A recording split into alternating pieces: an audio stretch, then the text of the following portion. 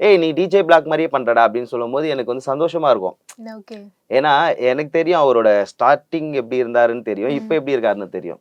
எல்லாமே நம்ம பார்த்ததுனால எனக்கு ஹாப்பியா இருக்கும். ஓகே நம்ப வந்து நம்ம அண்ணன இங்க யாருன்னே தெரியாத ஒருத்தர் வந்து என்கிட்ட சொல்றாரு. ஒரு ம். கடையில சாப்பிட போறோம் துபாய்ல. பார்த்தா ஒரு ஃபோட்டோ ஒட்டியிருக்கு. Black and photo. துபாய்ல. துபாய்ல துபாய்ல டிஜே பிளாக் டிலே ஃபோட்டோ. Black photo. ஓகே. அந்த கடையில வந்து சாப்பிட்டுருக்காருன்னு சொல்லிட்டு அவங்க கூட நின்னு ஃபோட்டோ எடுத்தது ஃப்ரேம்ல ஒட்டியிருக்காங்க. ஓ!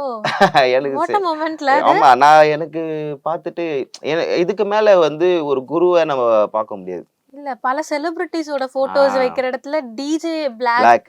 அவரோட போட்டோ துபாய்ல ஆமா. வச்சிருக்காங்கன்றது மொமெண்ட் தான். மொமெண்ட். ஏன்னா டிஜேஸ்க்கு வந்து இதுக்கு மேல வேற என்ன வேணும்? ஒரு ம். பிரைட் மாரி தானே நம்பளுக்கு. ஒரு டிஜேவ அங்கீகரிக்கிறதுன்றது ரொம்ப பெரிய விஷயம். ம். ஏன்னா, என்ன பண்றானுங்க அவனுங்க 2 பாட்ட மிக்ஸ் பண்ணி போடுறானுங்க ம். அப்படின்னு சொல்ற மத்தியில, டிஜே இல்லன்னா ஷோவே இல்லன்ற அளவுக்கு உருவாக்கி வச்சிருக்காங்க. கண்டிப்பா. அதுல ஒன் ஆஃப் தி பார்ட் அவருக்கு. அப்போ அவர வந்து ஒரு இடத்துல ஒரு நாட்டு வேற வெளிநாட்டுக்கு போறோம். அந்த நாட்டுல அவர் ஃபோட்டோ போட்டுருக்காங்கன்னும்போது